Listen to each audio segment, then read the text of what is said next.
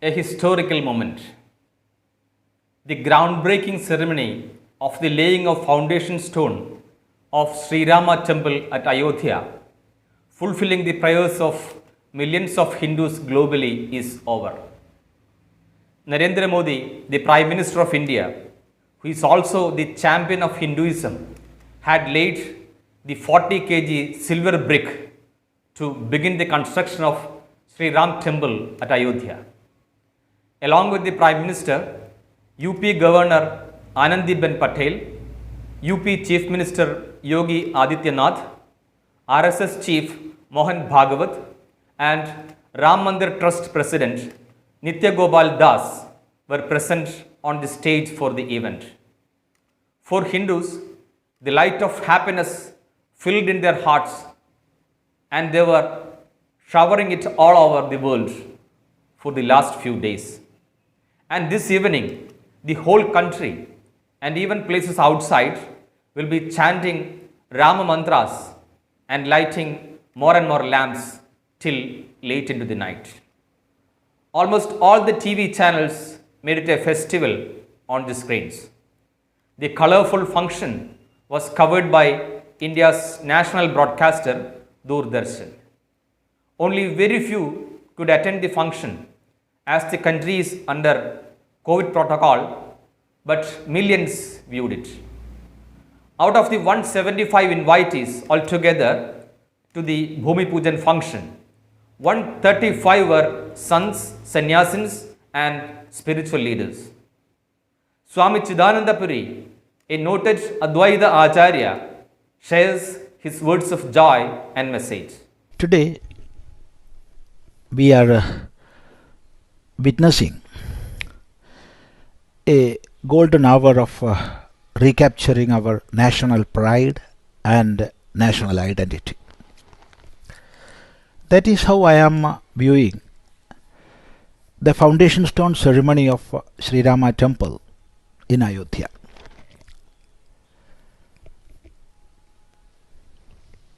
This is not a mere renovation or reconstruction of a temple. It is much more than that. It is rather a lustrous beginning of revitalizing our nation or national pride. Why and how such an observation or such a statement will stand the test of logic and historical facts may come. Such a question may come. That is why this is not a temple reconstruction only. How you are saying this is much more than that? Such a question will come. The answer is everywhere. That is, wherever foreign invaders attacked and established their kingdom, everywhere in the world, they did attack and demolish respective centers of national identity and national pride. That is, foreign invaders everywhere in the world, or wherever they invaded, had distracted centers of national identity or centers of national individuality.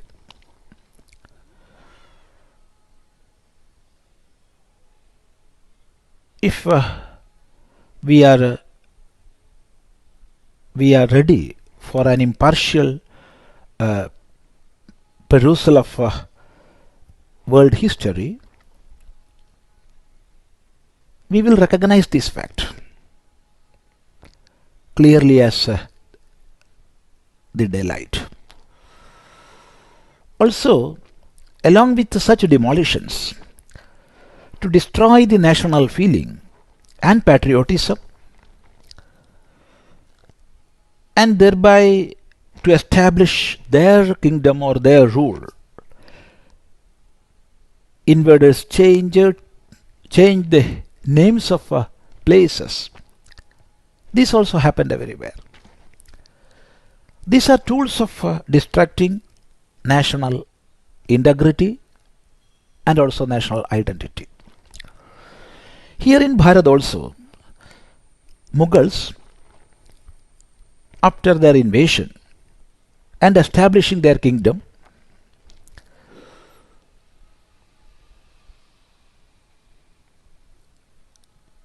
especially, or we can say right from the time of Babur to Aurangzeb, they distracted thousands of temples and other centers of national identity. First to count among them is Ayodhya. Ayodhya is the birthplace of Bhagavan Sri Rama, the embodiment of Dharma, and the source of national or dharmic unity. So they distracted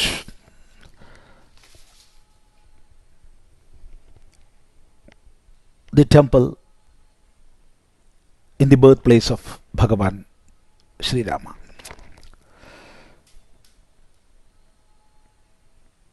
If we are ready to analyze how dharma is existing, we will find, even though Veda is the very base of Sanatana Dharma, the social fabric of Bharat is interwoven by the teachings of Itihasas and Puranas, and of course icons like Bhagavan Sri Rama and Sri Krishna.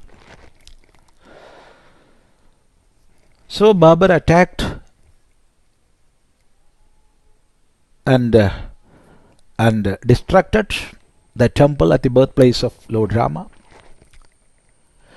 He constructed a masjid in his name, not in the name of the all-powerful God. In his name. There. So this is not an act of devotion, or it is not an act of Islamic way of worship, but is an act of attacking our national entity, our individuality, and of course the very identity itself. Yes, centuries passed by. Thousands and thousands of devotees offered their very lives for the noble cause of removing the black scar in the body of our history. In that struggle, many events happened. I am not going to elaborate them all. But after a long legal battle, after recapturing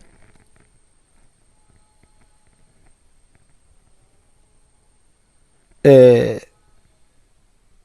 much needed national political might,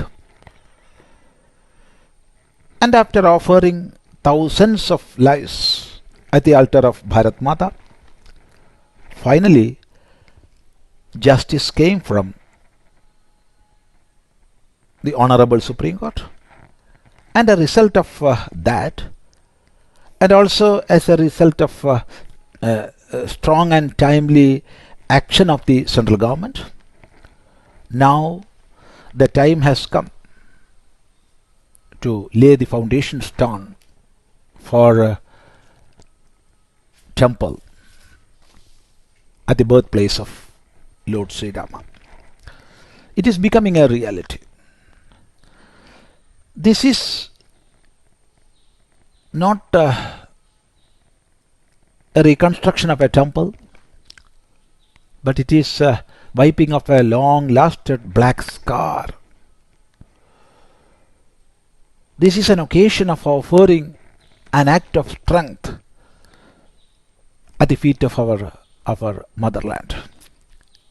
Yes, surely this is a happiest occasion. Our Honorable Prime Minister lays the foundation stone for the temple construction. We have to submit our respect and offer our worship before all great seers who made this event a reality. Great men like Ashok Singhal,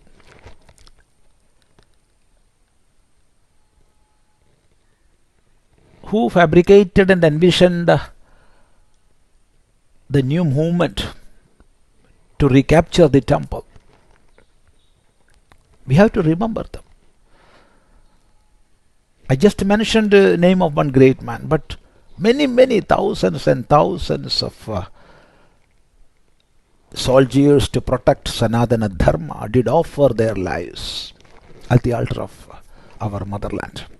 This is an occasion to pay our homage and respect to them all. Yes, I am sharing my inner felt happiness and joy with millions of devotees of Sanatana Dharma at this moment.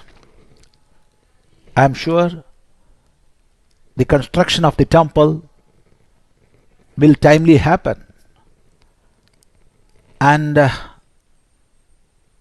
it will be an occasion of revitalizing our motherland and taking Bharat to the greatest heights of the world teacher in all respects. Yes, this is my inner feelings. This is the way I am viewing this great event. Namaste. Upon the happiness of the country today, history has a lot to add. It takes us back 3 decades exactly. On November 9th, 1989, Vishwa Hindu Parishad conducted Shilanyas at Ayodhya, claiming a temple. Quite interesting to note that 30 years later, on the same day, the apex court gave the final judgment. A 30-year-long legal battle, action, arrests, gunshoots, lathi charge, ideological wars. The country was pained a lot. In 1989, the then Congress government, headed by the late Rajiv Gandhi, took a stand in favor of Shilanyas. But later, he got confused and gave directions to conduct Shilanyas outside the disputed site only. But VHP stuck to the earlier agreement made and conducted Shilanyas as they had planned. It was the rising of Hindu politics also. BJP, which stood for the Ram Temple, could win 89 seats in 1989 general elections. The significant growth was from just 2 seats the party was holding earlier. In September 1990, BJP took its most glorious step. The all-time charismatic leader of the party, Lal Krishna Advani, led a nationwide chariot procession meant to educate people on the relevance of Ram Janmabhoomi movement. The growing Hindu sentiments got collected at Ayodhya on 6th December 1992. Karsevaks, who were also the devotees of Sri Rama, inspired by the clarion call of their beloved leaders like L.K. Advani, pulled down the disputed structure to dust. Communal violence spread across the country in a mad pace, and almost 2,000 people were dead. This was followed by dismissing the BJP governments which were ruling various major states in the Hindi heartland. The legal battle took the issue to different corners. In 2002, a significant order was issued by the Allahabad High Court. That was to make the Archaeological Survey of India to excavate the site and confirm whether the claim regarding the temple is right or wrong. The excavation made it clear that there was a temple under the mosque built later. In September 2010, the court ruled to divide the disputed land between three parties. But this was questioned in the Supreme Court. And there, the High Court order got stayed. Finally, on 9th November 2019, the Supreme Court Division Bench, comprising of 5 judges, ruled that the entire disputed land should be handed over to a trust formed by the Government of India to build Sri Rama Temple.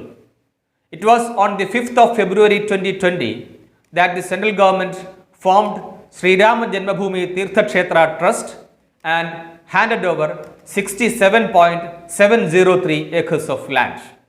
Without much delay, the trust started the temple construction works, and now Bhumipujan, another happy occasion for the devotees, have concluded.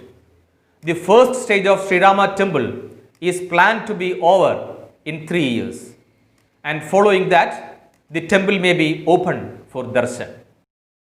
സമാനമായ റിപ്പോർട്ടുകൾക്കും അവലോകനങ്ങൾക്കുമായി channel subscribe ചെയ്യുക, bell button അമർത്തി all select ചെയ്യുക.